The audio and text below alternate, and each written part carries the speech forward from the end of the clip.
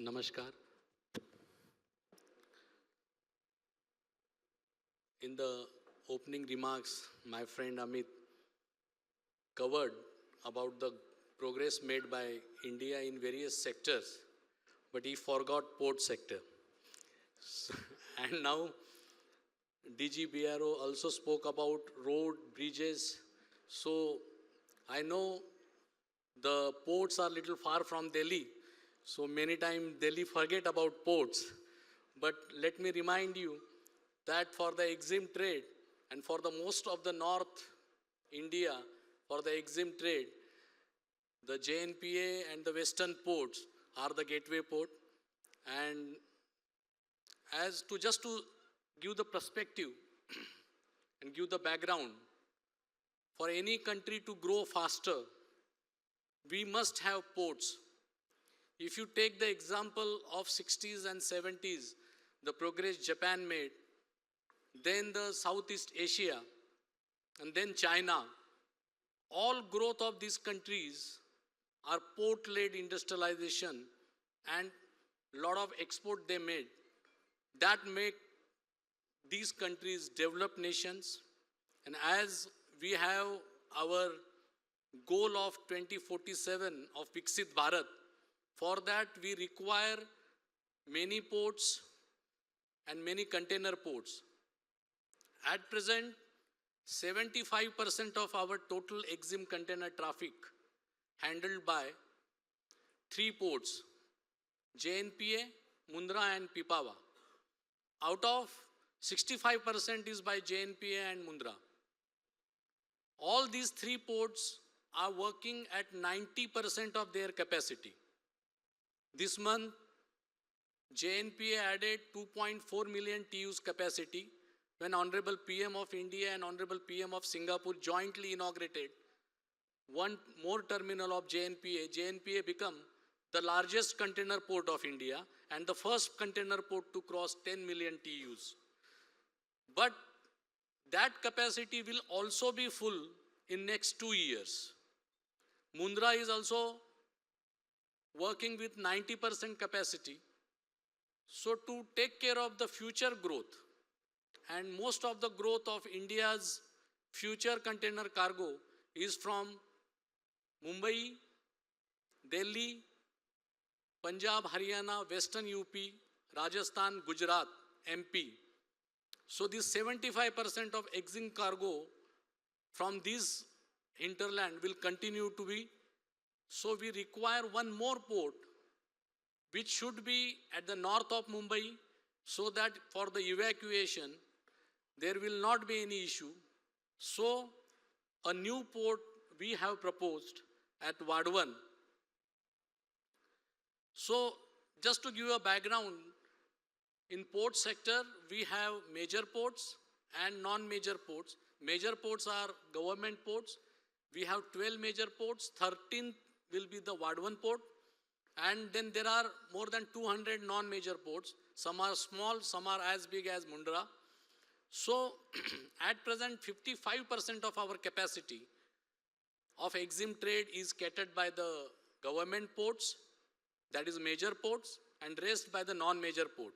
So we have decided to have 3 mega ports in India to enhance the capacity of Kandla port and Paradip port, to make them mega port in bulk, and one container port which will be a mega port, that will be a Vadhvan port.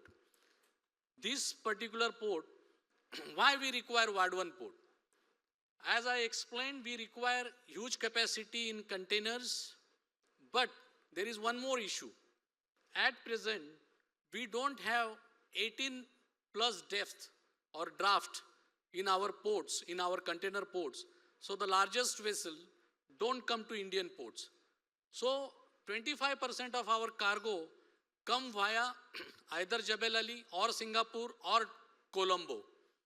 That adds to $150 per container. So that is an extra cost for our EXIM trade. So Vadhvan port, which has draft of more than 18 meters, so that any container vessel can call onto that port, will save that $150 per container for Indian EXIM trade. So another important aspect is that Vadhvan Port location is closest to the international sea route. Also, as I explained, the India's growth, 75% of industrial growth from the Delhi NCR and northern and Maharashtra and Gujarat. So if you have to cater this growth, to sustain this growth, we have to have port north of Mumbai.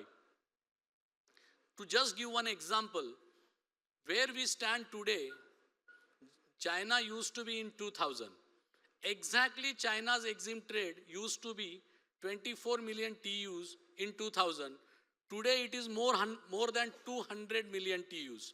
So in next 25 years, we require those capacity so that we can fulfill the aspiration of 1.5 billion people. So this is the port. The most important aspect of this port, that it will have 9 container terminals. It will have capacity of 24 million TEUs. So what India's capacity today, this one port will double in next 5 years. So that is the magnitude of this particular port. Another important aspect of this port is, this is totally inside sea. So there will not be any rehabilitation and resettlement issues for this particular port. It will have 9 container terminal, 4 multi-purpose terminal, 1 ro-ro, 1 terminal we will give to the Coast Guard, and it will have 4 liquid terminal. We are creating 1400 hectares of land inside sea, and we will also construct 10.14 kilometer of breakwater, which will be the largest in the world. Any port must have a proper evacuation. This port is very close to the Delhi-Mumbai freight corridor, which is only 12 kilometer. It is only 32 kilometer from the existing Ahmedabad-Mumbai highway and only 22 kilometers from Delhi-Mumbai Expressway. So it has a very good connectivity, and NHI has declared a connecting highway of 32 kilometers, 248S National Highway, and the tender for that highway is also issued. As DG sir just mentioned, that the raw material for any project is essential along with the contractors. We want to complete this port within time. So how we have to do that? So we secured all the raw material required. Rather than we have secured twice of the raw material requirement of this port. We require 200 million cube of sand for creation of that island.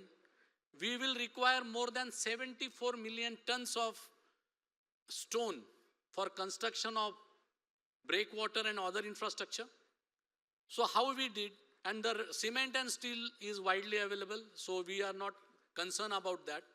So we have secured Boro pit just 50 kilometers north of this particular location, and we got the license. JNPA and the Vadhvan Port Project Limited is the first concessionaire who got the license to mine sand from the sea. And that also took care of environmental footprint, because we are not using soil from the land, so that have reduced environmental footprint quite substantially. Similarly, we have secured quarries and we got all the clearances, so that when contractor is there, he will not face any issue or any delay because of there is no environment clearance or no other clearances. This is the dredging methodology. I don't want to go into the more technicalities, but these are the trailing suction dredgers.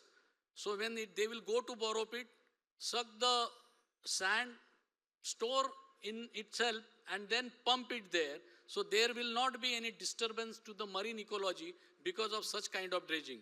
You are all aware of the Palm Jumeirah created in UAE, Dubai.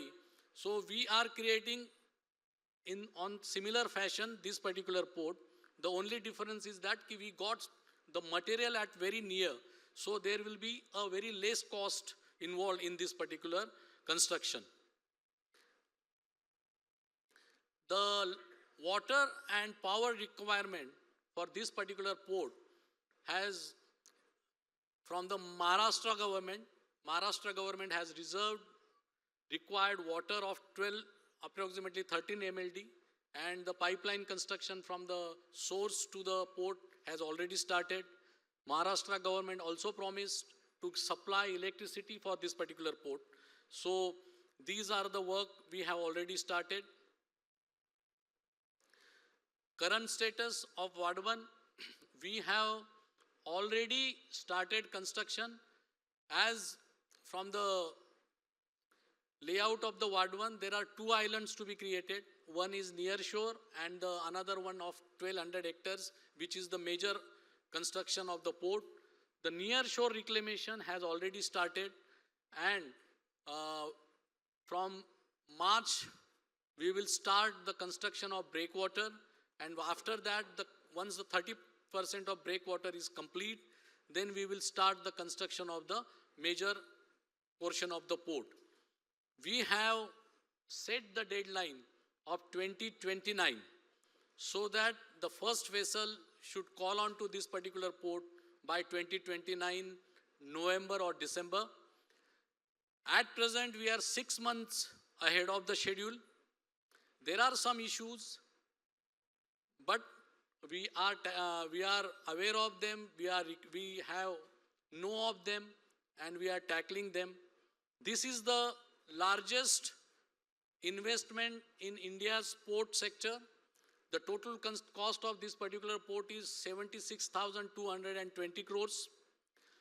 For creation of initial infrastructure, we have to spend 48,000 crore. We have 74% equity, JNPA, and 26% equity is Maharashtra Maritime Board. 13,000 crore equity we have to put in. So we have money, and Maharashtra also assured us that they will put in their share. So as far as equity, there is no issue.